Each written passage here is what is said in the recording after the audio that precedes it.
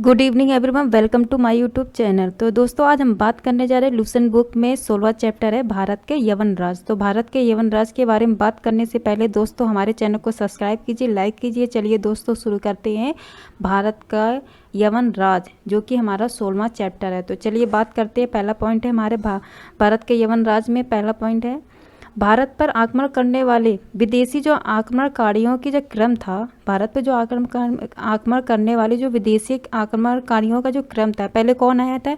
हिंद यूनानी आए थे, उसके बाद शक आए थे, फिर उसके बाद कौन आया था? पल्लव आए थे, फिर कुषाण आए। तो ये क्रम है। तो पहला जो क्रम में अगर पूछते हैं भारत पर आक्रमण करने वाला विदेशी प्रथम कौन था, तो हिंद यूनानी था। सेकंड पूछते हैं तो शक होगा, थर्ड पूछते हैं तो पल्लव होगा, फोर्थ पूछते हैं तो कुषाण होगा। ठीक है, लेकिन अगर इस तरह क्वेश्चन पूछ सकते हैं कि भारत पर आक्रमण करने वाला विदेशी आक्रमणकारी अंतिम आक्रमणकारी कौन था, तो कौन था? वो कुषाण था। ठीक है, नेक्स्ट पॉइंट की बात करते हैं। सेल्यूकस के द्वारा स्थापित पश्चिमी तथा मध्य एशिया के विशाल साम्राज्य को इसके उत्तराधिकारी एंटीओकस प्रथम ने असूचन बना रखा था। किसको बना रखा था?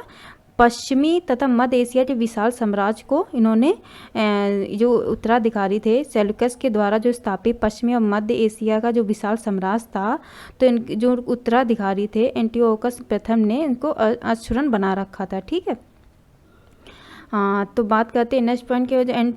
एंटीओकस जो सेकंड थे, उनके शासनकाल में विद्रोह के फलस्वरूप अनेक प्रांत स्वतंत्र हुए थे। कितने प्रांत स्वतंत्र हुए थे ये तो नहीं पता, पर अनेक हुए थे जो कि उनके शासनकाल में हुए थे। किनके शासनकाल में हुए थे? एंटीओकस सेकंड के शासनकाल में हुए थे। तो क्वेश्चन पूछा है किस के शासनकाल में विद्रोह के फलस्वरूप जो अनेक प्रांत स्वतंत्र हुए थे, विद्रोह के बाद जो मतलब अनेक प्रांत स्वतंत्र हुए थे, वो कौन शासक थे? वो थे एंटीओकस सेकंड थे। ठीक है, नेक्स्ट पॉइंट की बात करते हैं। बैक्टीरिया के विद्रोह का नेतृत्व डियोटोटस प्रथम ने किया था। तो डेटियो के विद्रोह का नेतृत्व किसने किया था? डियोटोटस ने किया था। तो क्वेश्चन में ये इस तरह पूछा जाएगा कि बैक्टीरिया के विद्रोह का जो नेतृत्व था किसने किया था? डियोटोटस ने। डियोटोटस हो गया, डियोटोटस प्रथम हो गया, तो डियोटोटस प्रथम ने किया था। ये आपको याद रखना है, क्वेश्चन में बहुत हल्का सा मिस्टेक है, डियोटोटस या फिर डियोटोटस प्रथम। तो कौन थे इसमें? बैक्टीरिया के विद्रोह का नेतृत्व करने डियोटोटस प्रथम ने किया था। ठीक है, बैक्टीरिया पे डियोटोटस प्रथम के साथ इन राजाओं ने क्रमशः शासन किया था। इनके साथ में जो क्रमशः शासन किया था, इनके साथ में तो डियोटोटस द्वितीय थे, यूथिडेमस थे, और डेमिट्रियस थे, और मिनेडर थे, यूक्रोटाइटस थे, एंटी आल्किडस थे, और हर्मिक्स थे। ठीक है, ये थे जिन्होंने उनके साथ में शासन किया था। ठीक है, नेक्स्ट पॉइंट के हमें इसमें सबसे इंपॉर्टेंट जो है बैक्टीरिया के विद्रोह में जो नेतृत्व किया था डियोटोटस प्रथम ने किया था। ये मोस्ट इंपॉर्टेंट है और ये ठीक है, बाकी इसको आप पढ़ लीजिए। नेक्स्ट पॉइंट की बात करते हैं। भारत पे सबसे पहले आक्रमण बैक्टीरिया के शासक डेमिट्रियस ने किया। तो भारत पे सबसे पहले आक्रमण बैक्टीरिया के शासक डेमिट्रियस ने किया था। ठीक है, बैक्टीरिया के शासक के अकॉर्डिंग पूछ रहा तो डेमिट्रियस ने किया था। ठीक है, ये मोस्ट इंपॉर्टेंट है, हल्का सा इसमें मिस्टेक हो सकती है, इसलिए इसको ये याद रखना है। बैक्टीरिया के शासक भारत पे सबसे पहले आक्रमण बैक्टीरिया के शासक डेमिट्रियस ने किया था। ठीक है, इसने 190 ईसा पूर्व में भारत पर आक्रमण कर अफगानिस्तान, पंजाब एवं सिंध के बहुत बड़े भाग को अधिकार में कर लिया था। तो इन भारत पे आक्रमण करके अफगानिस्तान, पंजाब, सिंध पे बहुत बड़े भाग का जो अधिकार किया था वो किसने किया था? वो और किस सन में किया था? 190 ईसा पूर्व भारत पे किया था, इस सन में किया था, ये अधिकार कर लिया गया था। और किसने किया था? जो डेमिट्रियस, जो बैक्टीरिया के शासक थे डेमिट्रियस ने। तो कहने का मतलब ये आपका पूरा पॉइंट इंपॉर्टेंट है। भारत पे सबसे पहले आक्रमण करने वाला बैक्टीरिया के शासक कौन था?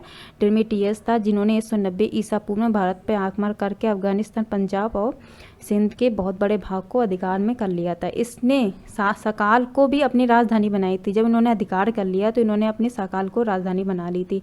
सकाल को राजधानी किसने बनाई थी? डेमिट्रियस ने बनाई थी। और ये किसके शासक थे? किस शासक? मतलब बैक्टीरिया के शासक थे। ठीक है, इसे ही हिंद यूनानी का या बैक्टीरिया यूनानी कहा जाता है। हिंद यूनानी या बैक्टीरिया यूनानी किसे कहते हैं हम? डेमेटियस को कहते हैं, मोस्ट इम्पॉर्टेंट है ये। नेक्स्ट पॉइंट की बात करते हैं हम, हिंद यूनानी शासकों में सबसे अधिक विख्यात मिनांडर 165 से 145 ईसा पूर्व हुआ था। तो इन यूनानी के शासकों में सबसे अधिक विख्यात मिनांडर कौन था? 165 से 145 ईसा पूर्व हुआ था। इसकी राजधानी सकाल थी। आधुनिक सियाकोट या शिक्षा का प्रमुख केंद्र माना, जो ये राजधानी सकाल थी, जो इसे शिक्षा का प्रमुख केंद्र भी माना जाता है। तो ये मोस्ट इम्पॉर्टेंट है, शिक्षा का केंद्र। तो सकाल को हम शिक्षा का प्रमुख केंद्र भी माना जाता है, ठीक है, मोस्ट इम्पॉर्टेंट है। नेक्स्ट पॉइंट की बात करते हैं, मिनांडर ने नागसेन नागार्जुन में से जो बौद्ध धर्म की दीक्षा ली थी। जो मिनांडर थे वो नागसेन नागार्जुन से बौद्ध किस धर्म की दीक्षा ली थी? इन्होंने बौद्ध धर्म की दीक्षा ली थी। ये मोस्ट इंपॉर्टेंट है, बौद्ध धर्म की दीक्षा ली थी। किसने ली थी? मिनांडर ने ली थी। इतने में किसने ली थी? तो किसने ली थी? मिनांडर ने ली थी, दीक्षा ली थी, ठीक है। नेक्स्ट पॉइंट की बात करते हैं, मिनांडर के प्रश्न एक, मतलब मिनांडर के जो प्रश्न एवं नागसेन द्वारा दिए गए उत्तर एक पुस्तक के रूप में संग्रहित है। इनका जो प्रश्न उत्तर जो था, प्रश्न किए उसके उत्तर जो दिए, एक पुस्तक में संग्रहित है, जिसका नाम है मिलिंद पनोह मिलिंद ये के प्रश्न। ये मिलिंद के प्रश्न बोल सकते हैं पुस्तक का नाम, ये बोल सकते हैं मिलिंद प्रश्न बोल सकते हैं, ये मिलिंद के प्रश्न बोल सकते हैं, या फिर मिलिंद पनोह बोल सकते हैं, ठीक है। तो ये है जो मिनांडर के जो प्रश्न उत्तर के हुए थे, उनका जो संग्रहित पुस्तक थी, उस पुस्तक का नाम क्या था? मिलिंद के प्रश्न या मिलिंद प्रश्न, ये मिलिंद पनोह, ठीक है। ये मोस्ट इंपॉर्टेंट है पुस्तक का नाम, इसे तो आप बिल्कुल रट डालना है, ठीक है। नेक्स्ट पॉइंट की बात करते हैं, हिंद यूनानी भारत के पहले शासक हुए जिनके जारी किए गए सिक्के के बारे में निश्चित रूप से कहा जा सकता है कि सिक्के किन किन राजाओं के थे।